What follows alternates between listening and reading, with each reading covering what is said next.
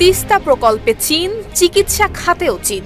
এতদিন মাঠ দখল করে রাখা ভারতের জন্য পড়ে রইল কেবলই দীর্ঘশ্বাস। গ্যালারিতে বসে নীরব দর্শকের ভূমিকা পালন করা ছাড়া আর যেন কিছুই করার নেই। কারণ বাংলাদেশ এখন আর ভারতের দিকে তাকিয়ে নেই। ডক্টর ইউনূসের নেতৃত্বে চীনের সঙ্গে সম্পর্ক জোরদার করে তৈরি করেছে একাধিক বিকল্প। সম্প্রতি বাংলাদেশের অন্তর্বর্তী সরকারের প্রধান ডক্টর মোহাম্মদ ইউনূসের চীন সফর তিস্তা প্রকল্পে যুক্ত করেছে নতুন মাত্রা। দেশ জুড়ে তোলপাড় ওয়ালটন ফ্রিজ কিনে আপনিও হয়ে যেতে পারেন মিলেনিয়ার।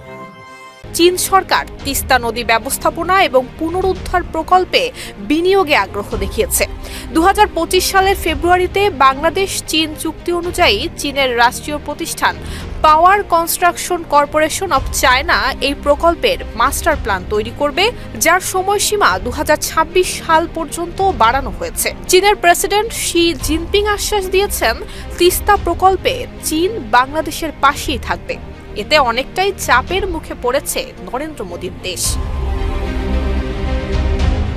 রংপুর অঞ্চলে তিস্তা প্রকল্পের পাশাপাশি 1000 শয্যার আধুনিক হাসপাতাল নির্মাণের ঘোষণা, যা বাংলাদেশ চীন কূটনৈতিক সম্পর্কের 50 বছর পূর্তি উপলক্ষে চীনের তরফ থেকে উপহার দেয়া হবে। এই হাসপাতাল নির্মাণের জন্য নীলফামারী, রংপুর এবং দিনাজপুরের মাঝামাঝি 12 একর জমি বরাদ্দের প্রক্রিয়া চলছে। বাংলাদেশের সাথে চীনের এই সম্পৃক্ততা বড় চ্যালেঞ্জের মুখে ফেলেছে ভারতকে। এতদিন বাংলাদেশে একছত্র প্রভাব বজায় রেখে এসেছে প্রতিবেশী দেশ ভারত, কিন্তু এখন চীন সরাসরি তিস্তার মতো কৌশলগত প্রকল্পে হস্তক্ষেপ করায় দিল্লির পরিকল্পনা যেন ভেস্তে যেতে বসেছে।